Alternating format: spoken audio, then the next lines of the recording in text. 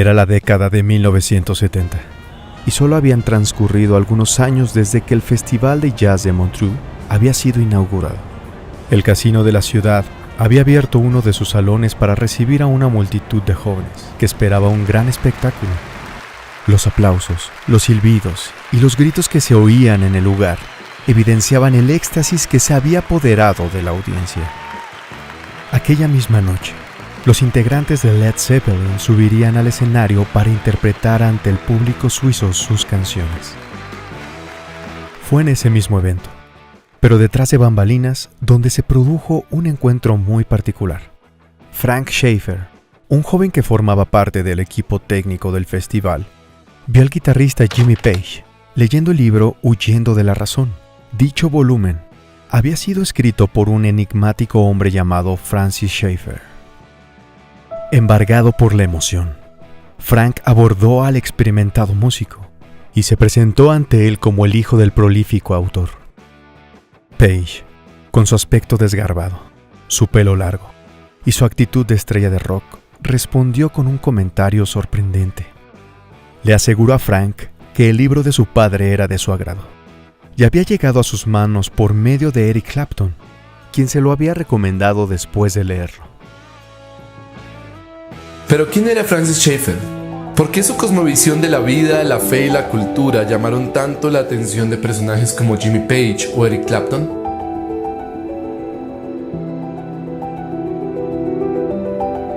Francis Augustus Schaeffer IV, o Frank, como fue conocido por sus amigos y familiares, nació el 30 de enero de 1912 en Germantown, Pensilvania. Fue el único hijo de Franz A. Schaeffer III y Bessie Williamson. Desde temprana edad, Francis manifestó interés por las artes y la filosofía. En efecto, muchos años después, el mismo Schaeffer sostuvo que la mejor forma de comprender la cosmovisión de un periodo de la historia era estudiando su arte.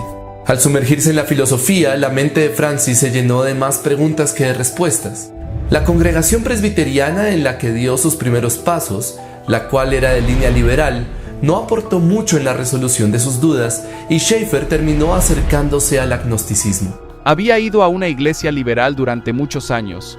Decidí que la única respuesta, sobre la base de lo que estaba escuchando, era el agnosticismo o el ateísmo. Con respecto a la teología liberal, no creo haber tomado una decisión más lógica en mi vida. Me hice agnóstico y empecé a leer la Biblia por primera vez, para contrastarla con la filosofía griega que estaba leyendo. Lo hice como un acto de honestidad en la medida en que había renunciado a lo que creía que era el cristianismo, pero nunca había leído la Biblia. En un periodo de aproximadamente 6 meses, me convertí en cristiano porque estaba convencido de que la respuesta completa que la Biblia presentaba era suficiente para los problemas que en ese entonces conocía y suficiente de una manera muy emocionante. Después de dejar aquella comunidad liberal, Schaeffer decidió unirse a la iglesia que conformó el educador y erudito presbiteriano John Gresham Machen, uno de los últimos grandes teólogos de Princeton que se opuso con firmeza al liberalismo teológico que había permeado las filas del presbiterianismo en Norteamérica. En medio de ese complejo panorama intelectual y eclesial, el joven Schaeffer experimentó su conversión cuando apenas tenía 17 años. Después de leer la Biblia por primera vez y asistir a una reunión que se desarrolló en la misión evangélica por el año 1930, Frank llegó a los pies de Cristo. Después de convertirse al cristianismo, Frank sintió el deseo de hacerse ministro del Evangelio e ingresó en la Universidad Hampden-Sydney de Virginia en 1931, con el fin de hacer estudios preministeriales y luego estudiar teología. Aquella decisión no fue bien recibida por su padre, Franz, quien consideraba que los pastores eran unos parásitos. No obstante, fue él mismo quien accedió a pagarle el primer semestre de estudios generales de filosofía y lenguas clásicas. Por aquella época, Francis fue presidente de una asociación de jóvenes cristianos y mientras en el sur imperaba el racismo, Schaeffer asistió a una escuela dominical afroamericana. Edith Seville estaba sentada en las bancas de aquella conferencia en donde el expositor cuestionaba con vehemencia la autoridad de las Escrituras y la naturaleza divina de Cristo. Aquella joven cristiana que había sido criada por padres misioneros en territorio chino no estaba de acuerdo con las aseveraciones del orador. Cuando la exposición terminó y Edith estaba lista para presentar defensa en favor de las Escrituras, escuchó la intervención de alguien más. Se trataba de un joven con voz tenue, que defendía hábilmente la autoridad de la Biblia y la deidad de Jesucristo. Ese fue el día en que Edith Seville vio por primera vez a Francis Schaeffer. Al final de la conferencia, Fran se acercó a la joven y le preguntó si podía acompañarla de regreso a su casa. Inicialmente ella rechazó la invitación afirmando tener un compromiso. Sin embargo, ante la insistencia de Francis, Edith aceptó. Durante aquel recorrido, Schaeffer le recomendó a Edith el libro Cristianismo y Liberalismo de John Gresham Machen. Así, aquella amistad que comenzó el 26 de junio de 1932 derivó en un noviazgo que 3 años después se transformó en matrimonio. Con el correr de los años, Francis y Edith se convirtieron en padres de 4 hijos: Priscilla, Susan, Deborah y Frank.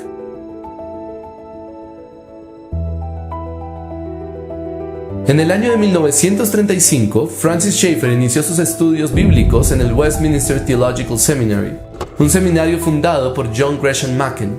Tiempo después, finalizó su educación teológica en el Faith Theological Seminary, un seminario que había sido establecido por la Iglesia Presbiteriana Bíblica en Wilmington, Delaware. Fue en esta denominación donde Francis sirvió como pastor en diversas congregaciones del estado de Pensilvania. En 1947, Fran y su esposa Edith visitaron varios países europeos. En esa travesía, Schaeffer quedó gratamente impresionado por la herencia reformada en Suiza y Holanda. Fue precisamente en el viejo continente donde conoció a personajes como Ol Helsby y Martin Lloyd-Jones. Este último influenció fuertemente el pensamiento de Francis. Sin embargo, con quien entabló una gran amistad fue con el estudioso de arte Hans Ruckmacher. Hans y Francis estaban tan entusiasmados con sus conversaciones que dejaron de ir a reuniones y compromisos para hablar sobre la relación entre la fe que habían encontrado tras su conversión y la cultura popular. Un año más tarde, en 1948, los Schaeffer se radicaron en Suiza con el objetivo de servir a la Iglesia de Europa, que se enfrentaba a un creciente liberalismo teológico. Habían transcurrido 16 años desde que Edith y Francis se habían conocido en aquella conferencia, donde juntos defendieron la identidad de Cristo y la autoridad de la Escritura. Ahora los Schaeffer estaban en el viejo continente para seguir batallando por los mismos ideales. Francis y Edith se dedicaron a compartir el mensaje del Evangelio y se enfocaron en el entrenamiento de creyentes que pudieran refutar las enseñanzas del liberalismo. Edith, me siento realmente hecho pedazos por la carencia de realidad, la falta de resultados de los que habla la Biblia y que deberían verse en el pueblo del Señor. El inicio de los años 50 trajo consigo una crisis personal en la vida de Schaeffer. Él había abrazado y defendido todas las doctrinas correctas, pero en algún momento llegó a considerar que su vida espiritual se había secado. Las disputas teológicas, la segmentación entre creyentes y las luchas denominacionales causaron un gran dolor en su corazón. Después de observar tantas contiendas entre cristianos ortodoxos, Fran llegó a cuestionarse si en verdad podía seguir afirmando el cristianismo con sinceridad. De hecho, fueron estas mismas divisiones entre el pueblo de Dios las que llevaron a Schaeffer a la conclusión de que la historia de la teología es con frecuencia una larga exhibición de un deseo de ganar. Pero a principios de 1952, Francis decidió reexaminar todo, desde los conceptos más básicos hasta los más complejos. Como resultado, Schaeffer resurgió de la crisis con un nuevo sentido de la realidad de la fe cristiana. Y es que las Escrituras jugaron un papel fundamental en su vida. Fue a través de la Biblia que él experimentó su conversión. Fue por la misma palabra de Dios que abandonó la iglesia liberal para moverse hacia aguas conservadoras. Fue por causa de la Escritura que conoció a su esposa Edith, y fue la misma palabra inspirada la que lo sacó de aquel abismo de depresión. Sin la Biblia y sin su actitud de dependencia de Dios, Schaeffer nunca hubiese sido Schaeffer. A pesar de su gran dedicación al ministerio, Francis y Edith siempre mostraron compromiso para con su familia. Edith se caracterizó por su gran hospitalidad, el cuidado de sus hijos y la oración. Entre 1951 y 52, la familia tuvo dificultades económicas, pero la actitud constante de oración y de dependencia del Señor por parte de Edith fueron fundamentales en aquel periodo. Según registran algunos de sus biógrafos, Francis estuvo profundamente involucrado en la vida de cada uno de sus hijos, estando constantemente disponible para ellos. Les explicó el arte, la historia, la vida en la ciudad y el campo, la filosofía, las ruinas romanas y los esfuerzos medievales y renacentistas para civilizar una historia humana dañada. De hecho, un sello distintivo de los Schaeffer era la hora de la comida, momento en que por lo general la familia tenía conversaciones profundas. Frank, el único hijo varón del matrimonio Schaeffer, contrajo poliomielitis cuando tan solo tenía 2 años, por lo que sus padres tuvieron que darle una atención especial. Siendo un adolescente, el rebelde Frank se escapó de su internado en Inglaterra, por lo que tuvo que hacer homeschooling en casa de los Schaeffer en Suiza. A sus 23 años, Frank también dirigió la serie ¿Cómo debemos vivir entonces?, la cual registró las enseñanzas de su padre.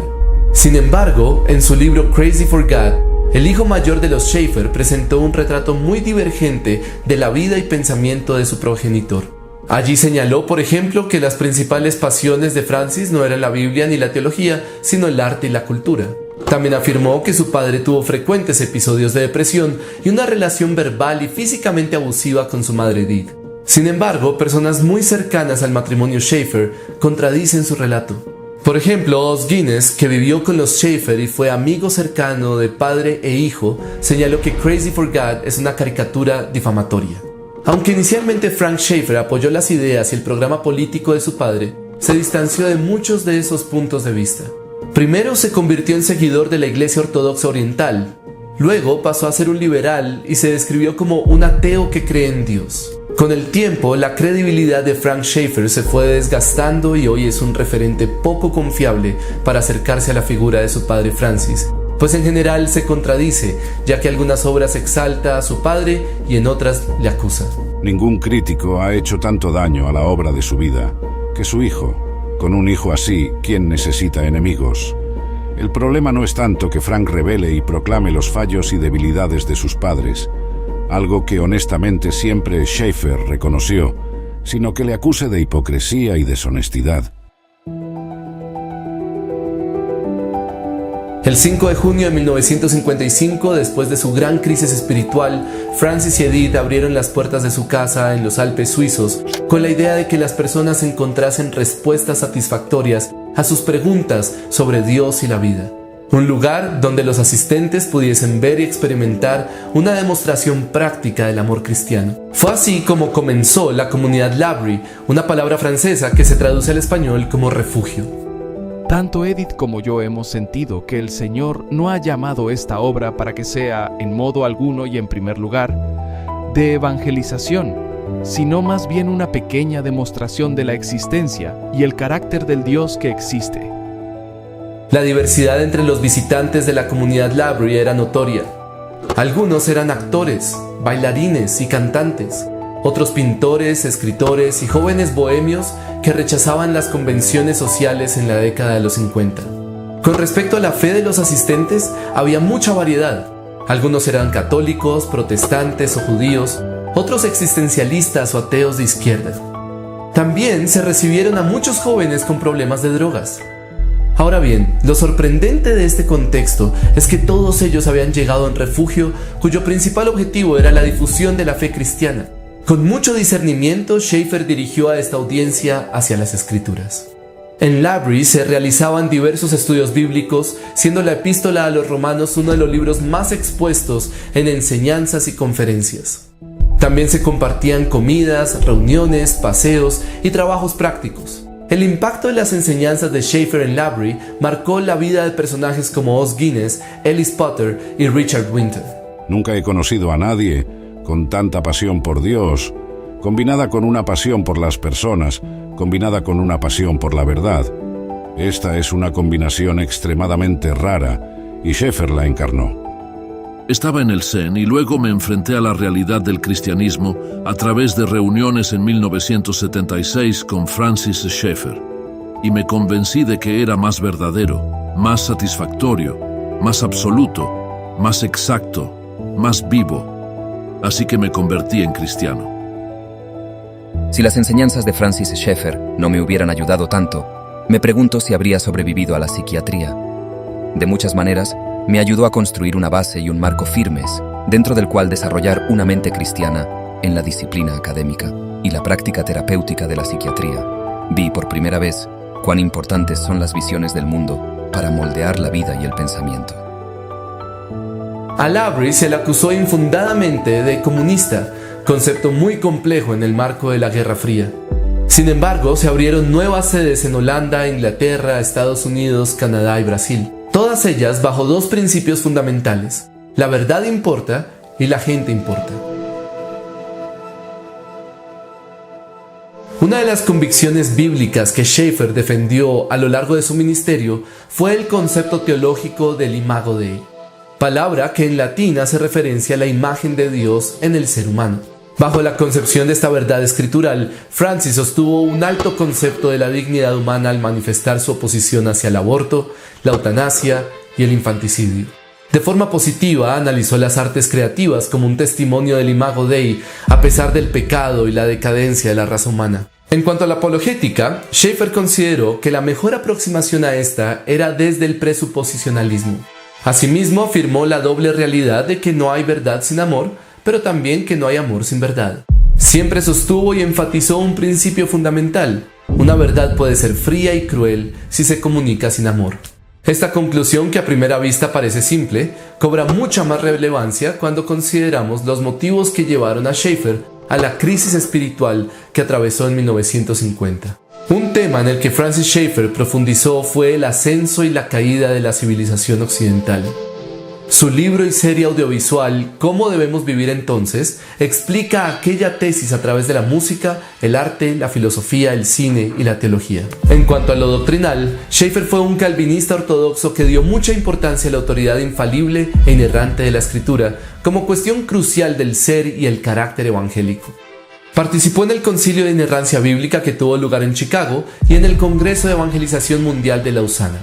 También se alineó con la ortodoxia evangélica estadounidense, por lo cual desaprobó la teología de Karl Barth, quien sostenía que la Biblia contiene, pero no es, la palabra de Dios. Para algunos, Francis Schaeffer fue demasiado conservador. En círculos liberales, muchos le describieron como el gurú del fundamentalismo.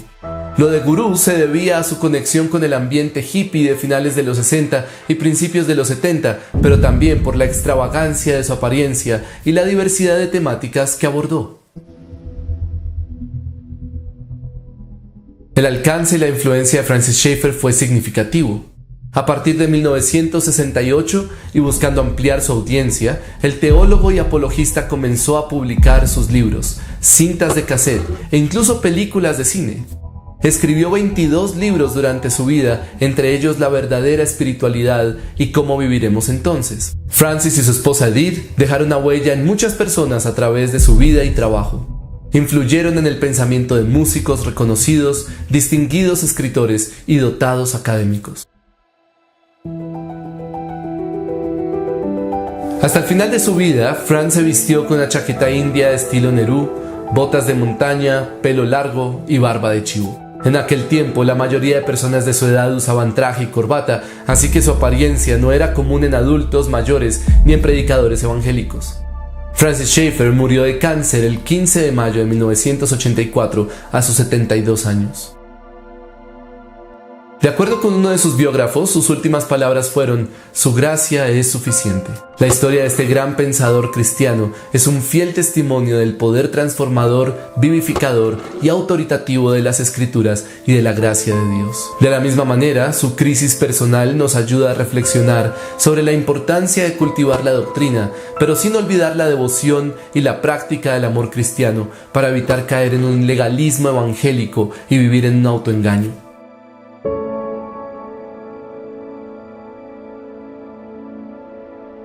Yo diría que si el cristianismo es verdad, debería tocar la totalidad de la vida. Después de todo, si Dios está ahí, si no es tan solo una respuesta a una pregunta intelectual, entonces lo está realmente. Deberíamos amarlo. Estamos llamados a adorarlo, a tener relación con Él y, de manera incidental, a obedecerle. ¿Y tú qué piensas?